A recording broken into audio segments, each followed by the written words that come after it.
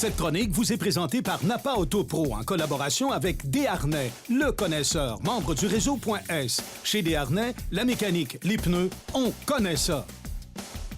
Nous sommes présentement chez Desharnais Pneus Mécaniques. Je suis en compagnie de Jean Guiroy. Salut Jean-Guy. Salut Daniel. Alors, dans notre chronique mécanique cette semaine, on va parler système de refroidissement comme premier sujet. Oui, le système de refroidissement.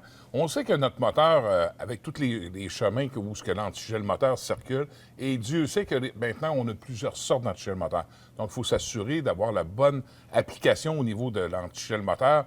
Parce que pourquoi qu'on a différents modèles aujourd'hui? C'est un petit peu la même chose qu'on va aller chercher au niveau des huiles. C'est que les chemins pour le système de refroidissement sont faits de grosseurs différentes, tout dépendant de la sorte de motorisation qu'on a, du manufacturier qu'on a choisi également. Donc, c'est pour ça qu'on a développé au fil du temps des antigels qui travaillent différemment, de un. Et de deux, également aussi, qui vont travailler aussi différemment au niveau de ce qu'on utilise comme matériaux pour fabriquer notre moteur.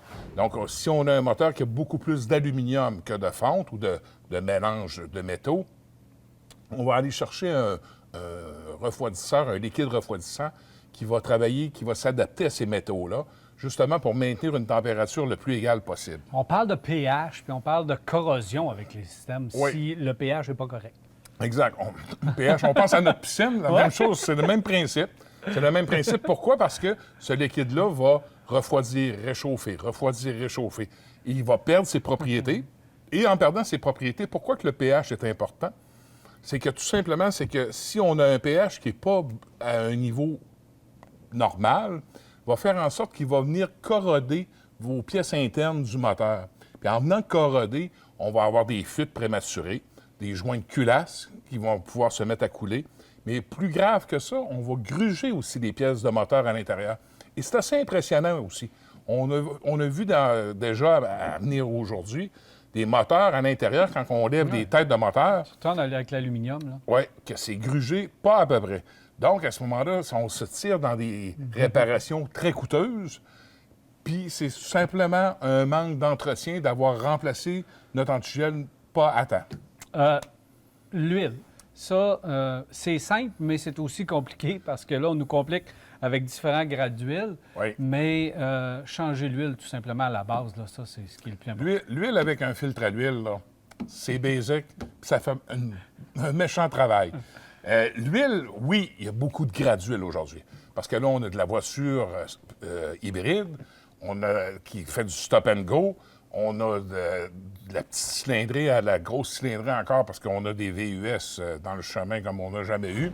Donc, tout ça fait en sorte qu'on a des grades d'huile pour s'adapter à chaque motorisation. Et également aussi, faire attention de ce qu'on fait avec notre véhicule. Parce que si on est dans des circuits plus difficiles, parce que je pense au VUS, que si on l'utilise vraiment hors route, bien, on a un grade d'huile qu'il faut s'appliquer à mettre pour qu'il soit en bonne condition pour vraiment lubrifier. Puis, n'oubliez pas que l'huile, ça lubrifie, mais ça refroidit également notre moteur.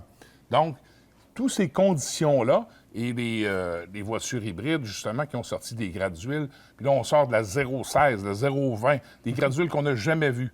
Puis là, on dit, pourquoi sortir ces grades d'huile-là? Parce que c'est simple, c'est toute une question au niveau de l'écoulement. L'écoulement d'huile, par les designs, l'architecture des moteurs, fait en sorte qu'on a besoin des écoulements qui sont davantage plus performants à des températures moindres. C'est donc pour ça qu'on est rendu avec ces grades d'huile-là. Et on sort de la petite cylindrée maintenant, là, des 1 litre, de 1,2, 1,5 litres. Donc, exact. Avec ces petits moteurs-là, les chemins d'huile sont plus petits. Donc, il faut que l'huile se promène plus vite. Et puis, notre moteur se roule à des températures beaucoup inférieures. Donc, tout ça réuni ensemble, ça fait que notre huile réagit différemment. C'est pour ça qu'on va chercher ces grades d'huile-là. Si notre manufacturier de notre véhicule a conçu un moteur puis qu'il recommande une huile synthétique, on demeure sur l'huile synthétique, on ne va pas sur l'huile minérale.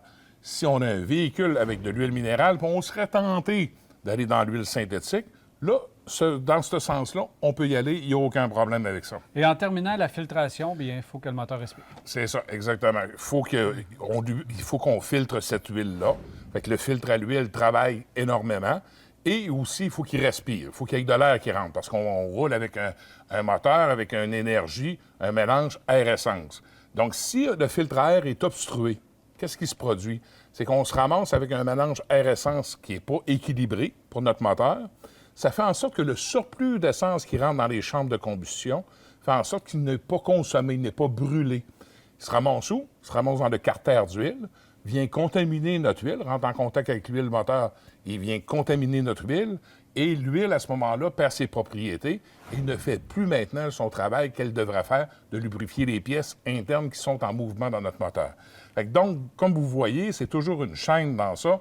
Fait qu'il faut intervenir à temps, voire s'assurer que notre filtre à air pour notre moteur est bien propre, qu'il va laisser rentrer le mélange air-essence comme il faut dans notre moteur pour qu'on ait une combustion la plus propre possible.